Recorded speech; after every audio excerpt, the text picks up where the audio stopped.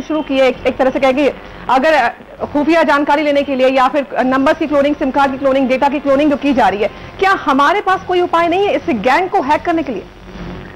कि कहां से कोशिश की जा रही है, कौन कर रहा है? दुनिया भर में कोई ऐसा कंप्यूटर सिस्टम या मोबाइल नेटवर्क मौजूद नहीं है जिसकी हैकिंग नहीं हो सकती।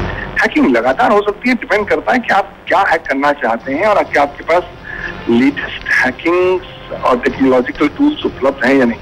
तो करना चाहें तो किया जा सकता है, बट कौन कर रहा है हमें इस बात के बारे में कोई जानकारी नहीं। लेकिन पवन जी, नंबर्स तो आ रहे हैं, नंबर्स तो अगर कॉल आती है तो नंबर्स भी आते हैं, नंबर फ्लैश होता है। अगर उस नंबर से हम डिटेल निकालना चाहें तो क्या ये संभव नहीं है? देखिए, टेक्निकली संभव है, प्रोवाइडेड अगर आप के पास लेटेस्ट टेक्नोलॉजिकल टूल्स हैं। लेकिन अगर आप ध्यान से कंप्यूटर इमरजेंसी रिस्पांस टीम के एडवाइजरीज को देखें तो उसमें बहुत ज्यादा हमें कोई इंकरेजिंग रिस्पांस नहीं मिलता, और ना ही कुछ, ना तो भारत के पास इस तरह की कोई साइबर आर्मी है जो भारत और भारतीय उपभोक्ताओं के यूजर्स को सुरक्षित रखने के लिए इस तरह की गतिविधि कर सके। पवन जी, मेरा आपसे एक सवाल है कि इंटरनेट पे 88 लाख आइडियाज और इमेजेस हैं जो क्लोनिंग करने के तरीके बताती है। क्या कोई भी उन्हें देखकर या पढ़कर वो कर सकता है, बना सकता है? पवन जी, हेलो, मैंने कहा देखिए, अगर आपके पास क्षमता है, दिमाग है और अगर आप के पास ये काम करने की चाह है तो आप इस तरह का काम कर सकते हैं। पवन जी, एक सवाल और है मेरा कि हम लोग कह रहे हैं अपने सब्सक्राइबरों को कि आप फोन ना उठाएं और इन पे वापस कॉल ना करें। क्या भारत सरकार ने भी इसे रोकने के लिए कुछ उपाय किए हैं? देखिए, जितने उपाय किए जाने चाहिए शायद उतने नहीं हो पाए हैं, क्योंकि भारत है राष्ट्र, बहुत बड़ा राष्ट्र है, और जितना गवर्नमेंटल रिसोर्सेज एलोकेट किए जाने चाहिए लोगों में कैपेसिटी बिल्डिंग करने के लिए, जागरूकता दिलाने के लिए, वो शायद नहीं हो रहे हैं।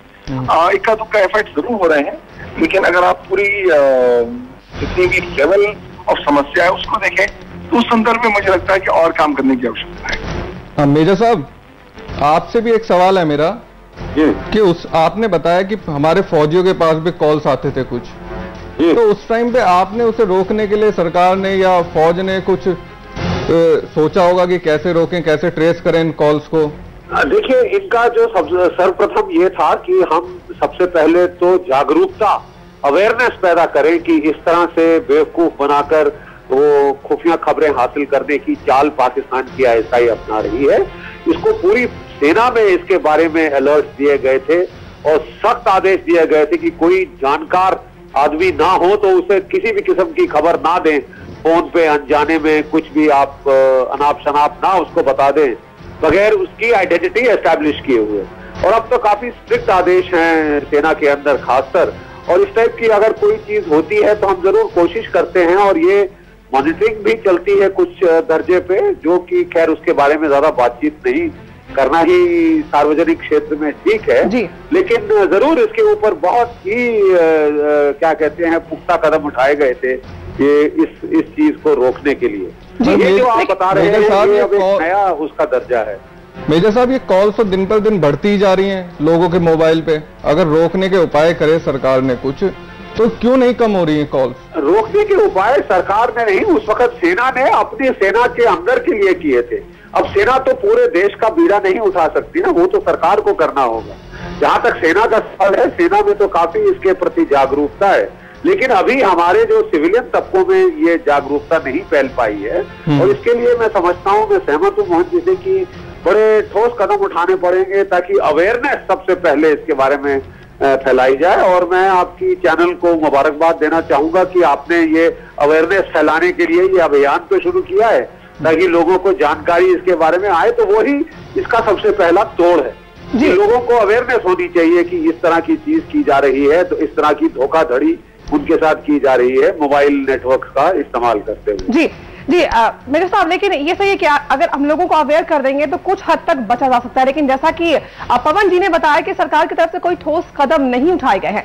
कॉल सिर्फ सेना के लोगों तक सीमित नहीं है, अब आम लोगों तक भी पहुंच गई है, तो कहीं ना कहीं नहीं लगता कि ढीला रवैया अपनाया जा रहा है? किस चीज का इंतजार किया जा रहा है कि कोई बड़ी वारदात घट जाए उसके बाद कदम उठाए जाएंगे?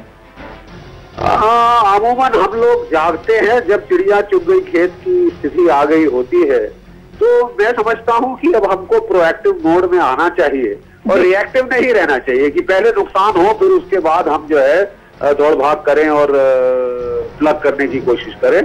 तो ये जरूरी अनिवार्य है कि हम अभी कार्रवाई, सबसे पहले जैसे मैंने बताया अवेयरनेस स्प्रेड करना बहुत ही अनिवार्य है कि इसके बारे में लोगों को पता हो ताकि वो इस झांसे में आएंगे नहीं। दूसरा, अगर ऐसी कोई वारदात हो जाती है तो उसको बताएंगे, और जैसे आपने बताया कि इस तरह के नंबरों को ट्रेस बैक करके उसको सार्वजनिक करना अपने पहले ही इसकी पहली रक्षा पंक्ति होगी, फर्स्ट लाइन ऑफ डिफेंस होगी। उसके बाद जो है अगली लाइन ऑफ डिफेंस जो है साइबर वॉरफेयर की रेल में आ जाता है, और वो हम क्या कर रहे हैं क्या नहीं कर रहे वो हमको ज्यादा सार्वजनिक तौर से खुलकर बात नहीं करनी चाहिए, लेकिन असलियत तो यह है कि हमको जितना करना चाहिए उतना अभी इस देश में नहीं किया जा रहा। जी बिल्कुल जी। तो बख्शी जी, तो कुछ ठोस कदम उठाने की जरूरत है ताकि इस गैंग को रोका जा सके। बख्शी जी, आपका और पवन जी, आप दोनों का समाचार प्लस से बातचीत करने के लिए बहुत बहुत शुक्रिया। हमारे साथ हमारे साइट एडिटर प्रवीण साहनी साहब जुड़े हुए हैं। प्रवीण जी, इस पूरे मसले पर आपकी आखिरी टिप्पणी। मैं शुरू में भी कह रहा था नूरी जी, 3 चीजों का ध्यान रखिए। एक, बिना यूज के मोबाइल का बिल अगर तेजी से आ रहा है। दूसरा, अगर आपका परिचित आपको मैसेज और फोन कर रहा है तो प्लीज उसे मत उठाइए, और अनजान कॉल अगर लगातार आ रही है तो उसे ना उठाइए, ठीक है। और परिचित कॉल या मैसेज करता है और आपको पता नहीं लग रहा जी, तो इस पे भी ध्यान रखिए।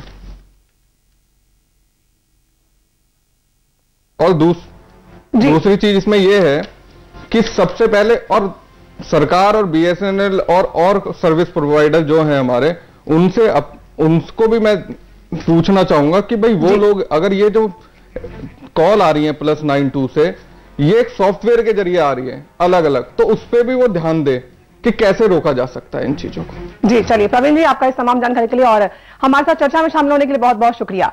तो हमारी इस पेशकश में फिलहाल इतना ही, रुकने एक ब्रेक के लिए, फौरन हाजिर होते हैं।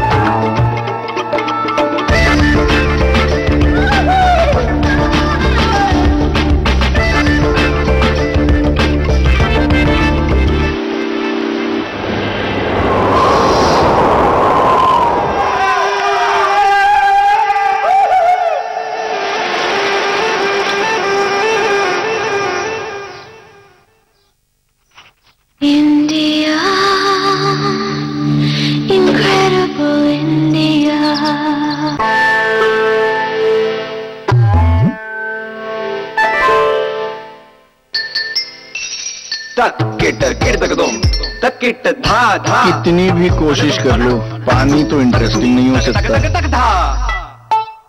कैच पियोज, सादा पानी मत पिलाओ, जरा कैच पियोज तो मिलाओ। वाटरमेलन, रोज, ऑरेंज और बहुत सारे मजेदार फ्लेवर्स में। जन सरोकारों की जानकार, एक जुझारू महिला पत्रकार, जिसकी खबर के आगे बड़ी से बड़ी सुर्खियां पड़ जाती है छोटी, जो जानती है सवालों की जाल में झूठ को उलझाना और हर जुबान से सच उगलवाना। देखिए श्वेता रंजन को सिर्फ समाचार प्लस पर, खबर वही जो हमने कही।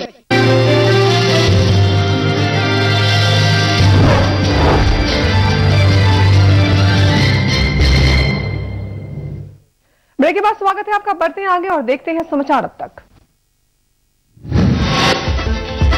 लखनऊ में यूनानी डॉक्टरों ने विरोध प्रदर्शन किया। यहां प्रदर्शन के दौरान डॉक्टरों की पुलिस से झड़प भी हुई। झड़प के दौरान डॉक्टरों पर पुलिस ने जमकर लाठियां भांजी। डॉक्टर विधान भवन के सामने प्रदर्शन कर रहे थे। उत्तर प्रदेश के लखनऊ विश्वविद्यालय में काउंसलिंग के दौरान हंगामा हुआ और इस हंगामे को रोकने के लिए पुलिस ने जमकर लाठियां भांजी। इस लाठीचार्ज में कई लोग घायल हो गए हैं।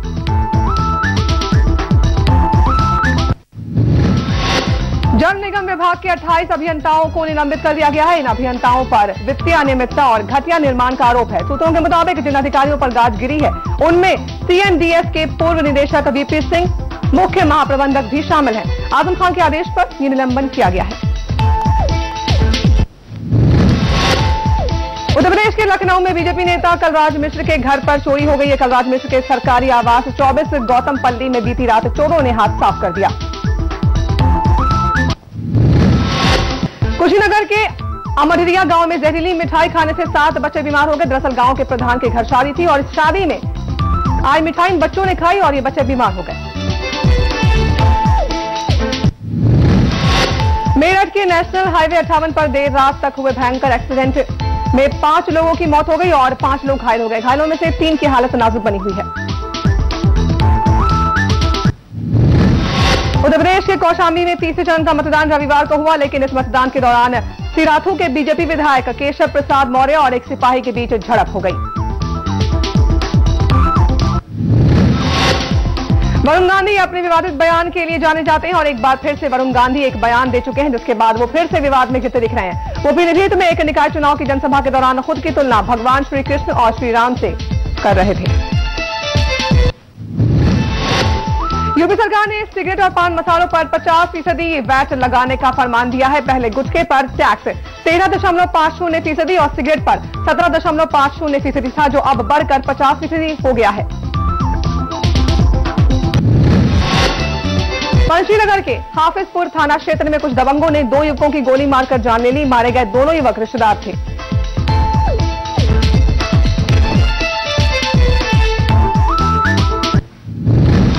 तो इसी साथ इस बुलेटिन में फिलहाल इतना ही। लगातार खबरों के लिए आप देखते रहिए समाचार।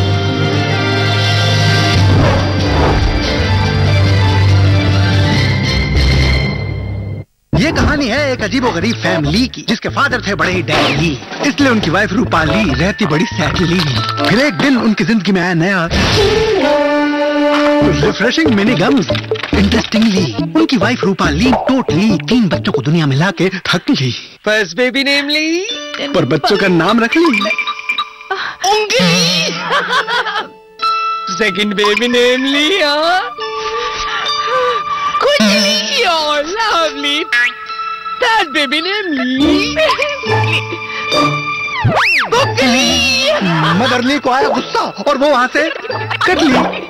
मैडम कट ली। आगे जाके तीनों ब्रदर ली खानदान का नाम रोशन करते रहे। कैसे? बस पूरा दिन लेते रहे चिंगल्स, रिफ्रेशिंग मिनी गम्स। आज ली क्या?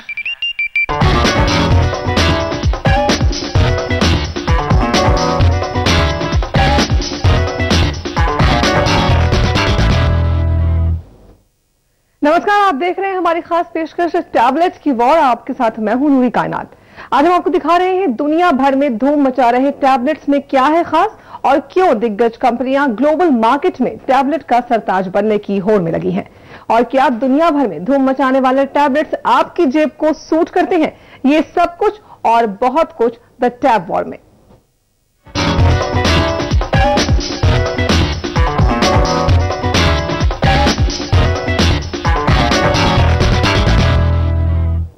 कम्युनिकेशन टेक्नोलॉजी की तीसरी और चौथी जनरेशन में टैबलेट्स का जादू सिर चढ़कर बोल रहा है। पहले डेस्कटॉप, फिर लैपटॉप और अब टैबलेट ग्राहकों को अपनी ओर खींच रहा है। हर कोई अपने पुराने कंप्यूटर्स और लैपटॉप को इनसे रिप्लेस करने पर आमादा है, और यही वजह है कि बाजार में टैबलेट्स की डिमांड लगातार बढ़ती जा रही है। ना कंप्यूटर ना लैपटॉप, अब तो बस चाहिए tablet. Easy to carry, easy to use. आज के जनरेशन की यही है राइट चॉइस, क्योंकि tablet is cool and best. जी हां, बदलते वक्त के साथ खूबियों से लबरेज टैबलेट आज के दौर के युवाओं की पहली पसंद बनता जा रहा है। टेक्नोलॉजी की बात हो या जरूरत की, टैबलेट में वो हर खूबी है जिसके चलते ये बन चुका है हर किसी की रोजमर्रा की जिंदगी का हिस्सा। ग्राहक पहले सिर्फ मोबाइल फोन तक ही सीमित था, मोबाइल की लिमिटेशंस की वजह से यूजर को मोबाइल से डाटा कंप्यूटर या लैपटॉप में सेव करना पड़ता था। बात अगर लैपटॉप की हो तो इसे हर जगह कैरी करना आसान नहीं था। आखिरकार यूजर्स को इन परेशानियों से निजात दिलाने के लिए टैबलेट आ गया। स्लेट जैसी टैबलेट